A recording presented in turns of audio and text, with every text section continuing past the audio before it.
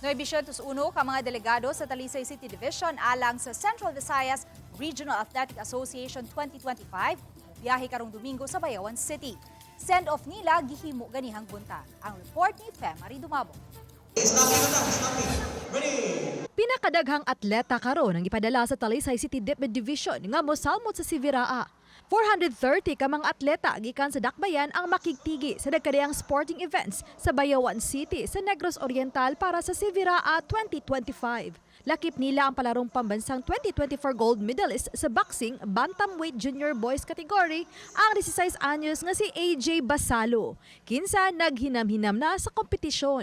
Malaumon siya nga makuha gihapon niya ang gold medal ug mooy mo represent sa rehiyon alang sa palarong pambansa karon tuiga. Gikan sa 5, ana-ana sa 11 ka mga atleta sa boxing event.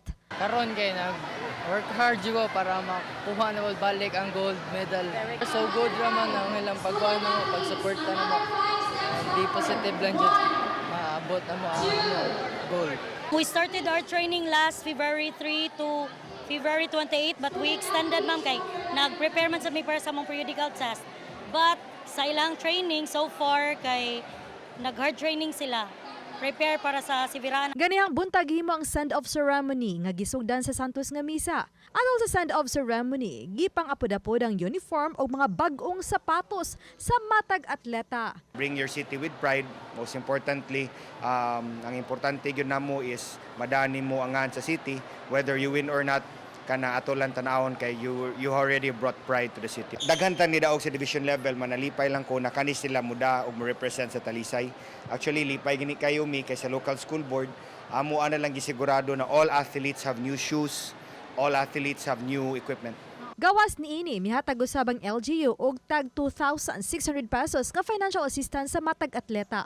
Migahin ang Talisay City LG og 11.6 million pesos nga budget alang sa mga panginahanglanon sa mga atleta o guban pang delegado. Biggest ta karon unya biggest ta in terms of budget. In fact, nag-compare notes mi sa uban nga mga medium man ang ato nga division ang Talisay City.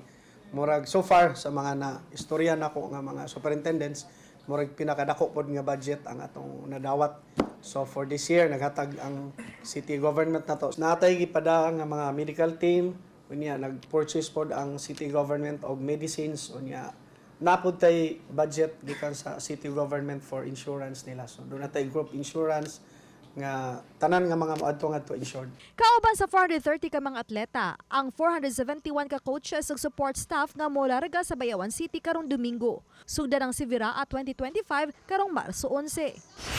All-out support ang Mandawi City LGU sa mga student athletes nga mukumpit sa umaabot nga Siviraa Meet. Pareha sa Talisay City, mularga usab karong weekend ang mga atleta sa syudad sa Mandawi para sa dakong sporting event. Sa habig sa Mandawi nang hinaot ang mayor sa maayong panglawas sa tibuok contingent. Ang init nga panahon matud sa mayor ang usa sa angayng bantayan maong adunay health personnel nga mukuyog sa ilang delegasyon. Pwede na mo larga karong kuan March 9 ready na ato mga players na to, mga delegates na to ba? Yung ato mga teachers ready na hasta sa lugar dito kuyog po nila mga doctors nurses doon na gyud sila kauban dito nga mo para safety sa ilang panglawas kay di man tigbawan ganing nga athletes good. Obani Godfrey Relien, Femari Dumabok. Balitang Bisdak.